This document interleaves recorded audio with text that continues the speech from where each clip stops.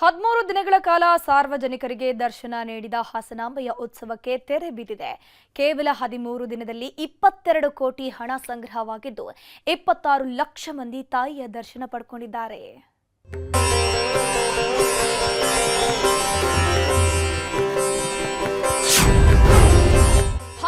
ದಿನ 26 ಲಕ್ಷ ಭಕ್ತರು, ಟಿಕೆಟ್ ದುಡ್ಡೇ 22 ಕೋಟಿ. ಇಂದು ಬಂದಾಯ್ತು ಹಾಸನಾಂಬೆ ಗರ್ಭಗುಡಿ. ಹಾಸನಾಂಬೆ ಸನ್ನಿಧಿಯಲ್ಲಿ ಇಷ್ಟು ದಿನ ದೇವಲೋಕವೇ ಸೃಷ್ಟಿಯಾಗಿತ್ತು. 13 ದಿನಗಳ ಕಾಲ ಹಗಲು ರಾತ್ರಿ ಎನ್ನದೆ ಭಕ್ತ ಸಾಗರವೇ ಹರಿದು ಬರ್ತಿತ್ತು. ವರ್ಷಕ್ಕೊಮ್ಮೆ ದರ್ಶನ ನೀಡೋ ತಾಯಿಯನ್ನ ಕಣ್ತುಂಬಿಕೊಳ್ಳುವುದಕ್ಕೆ ಲಕ್ಷಾಂತರ ಭಕ್ತರು ರಾಜ್ಯದ ಮೂಲೆ ಮೂಲೆಯಿಂದ ಬರ್ತಿದ್ರು. ಈ ಬಾರಿ 13 ದಿನಗಳ ಕಾಲ ದರ್ಶನ ಕರುಣಿಸಿದ್ದ ಹಾಸನಾಂಬೆ ಮತ್ತೆ ಗರ್ಭಗುಡಿ ಸೇರ್ಕೊಂಡಿದ್ದಾಳೆ. ಜಿಲ್ಲಾ ಉಸ್ತುವಾರಿ ಸಚಿವ ಕೃಷ್ಣ ಭೈರೇಗೌಡ ಸಮ್ಮುಖದಲ್ಲಿ ಪೂಜೆ ಪುನಸ್ಕಾರ ನೆರವೇರಿಸಿ ಗರ್ಭಗುಡಿ ಬಾಗಿಲು ಹಾಕಿದ್ದಾರೆ.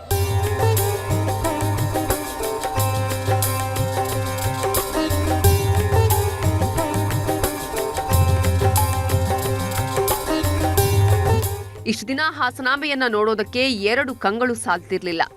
ವಜ್ರ ವೈಢೂರ್ಯಗಳಿಂದ ಕಂಗೊಳಿಸ್ತಾ ಇದ್ದ ತಾಯಿ ಹಾಸನಾಂಬೆ ಈಗ ನಿರಾಭರಣಳಾಗಿ ಗರ್ಭಗುಡಿ ಸೇರಿದ್ದಾಳೆ. ವರ್ಷದ ಕೊನೆಯ ಪೂಜೆಯನ್ನ ಪ್ರಧಾನಾರ್ಚಕರಾದ ನಾಗರಾಜ್ ನೆರವೇರಿಸಿದ್ರು. ನಂತರ 1 ಗಂಟೆ 6 ನಿಮಿಷಕ್ಕೆ ಉಸ್ತುವಾರಿ ಸಚಿವ ಕೃಷ್ಣ ಭೈರೇಗೌಡರು, ಜಿಲ್ಲಾಧಿಕಾರಿ ಲತಾ ಕುಮಾರಿ ಸಮ್ಮುಖದಲ್ಲಿ ಗರ್ಭಗುಡಿ ಬಾಗಿಲಿಗೆ ಬೀಗ ಮುದ್ರೆ ಹಾಕಲಾಯಿತು.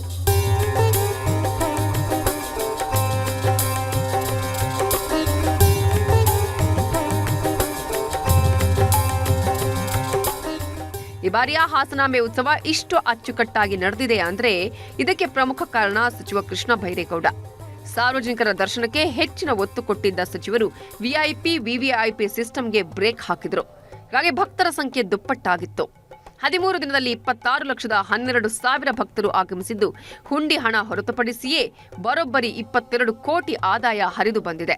ಒಟ್ಟು ದರ್ಶನ ಮಾಡಿರುವವರ ಅಂದಾಜು 26,13,000 ಜನ ದರ್ಶನವನ್ನ ಈ ಬಾರಿ ಪಡೆದಿದ್ದಾರೆ ಈ ವರ್ಷದಲ್ಲಿ. ಅದರಲ್ಲಿ ನಿನ್ನೆ ಮಧ್ಯಾಹ್ನದ ನಂತರ ಪಡೆದವರು ಹೊರತುಪಡಿಸಿ ನಿನ್ನೆ ಸಾಯಂಕಾಲದ ನಂತರ ಆದಾಯದ ಬಗ್ಗೆನೂ ಕೂಡ ಅನೇಕರು ಪದೇ ಪದೇ ಕೇಳ್ತಾ ಇದ್ರು.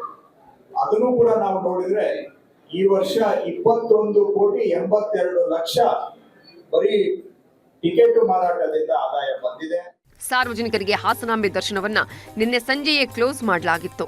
ಕತ್ತಲು ಆವರಿಸುತ್ತಿದ್ದಂತೆ ಸಿದ್ದೇಶ್ವರ ಸ್ವಾಮಿ ಹಾಗೂ ಹಾಸನಾಂಬೆ ಅದ್ದೂರಿ ಜಾತ್ರೆ ಶುರುವಾಗಿತ್ತು. ಮುಂಜಾನೆ ಹೊತ್ತಲ್ಲಿ ನಡೆದ ಕೆಂಡೋತ್ಸವ ಎಲ್ಲರ ಕಣ್ಮನ ಸೆಳೆಯಿತು. ಭಕ್ತರ ಜೊತೆ ಸಿದ್ದೇಶ್ವರ ಉತ್ಸವ ಮೂರ್ತಿ ಹೊತ್ತು ಡಿಸಿ ಲತಾ ಕುಮಾರಿ ಕೂಡ ಕೆಂಡ ಹಾಯ್ದ್ರು. ಇಲ್ಲಿ ಧಾರ್ಮಿಕತೆ ಅಂತಕ್ಕಂಥ ಭಾವನಾತ್ಮಕವಾದ ಚಿಂತನೆಯಲ್ಲಿ ಈ ಕೆಲಸ ನಡೆದಿದೆ. ಪ್ರತಿಯೊಬ್ಬ ಅಧಿಕಾರಿಗಳು ಆ ಕೆಲಸವನ್ನು ಮಾಡಿರ್ತಕ್ಕಂಥ ಎಲ್ಲ ಅಧಿಕಾರಿ ವರ್ಗಕ್ಕೆ ನಾನು ಧನ್ಯವಾದಗಳನ್ನು ಸಮರ್ಪಣೆ ಮಾಡ್ತೇನೆ. ಒಟ್ನಲ್ಲಿ ಹಾಸನಾಂಬೆ ಉತ್ಸವ ಅದ್ದೂರಿಯಾಗಿ ಸಂಪನ್ನಗೊಂಡಿದೆ. ಮುಂದಿನ ವರ್ಷ ಅಕ್ಟೋಬರ್ 29ರಿಂದ ನವೆಂಬರ್ 11ರವರೆಗೆ ಮತ್ತೆ ದೇವಿ ದರ್ಶನ ನೀಡಲಿದ್ದಾಳೆ.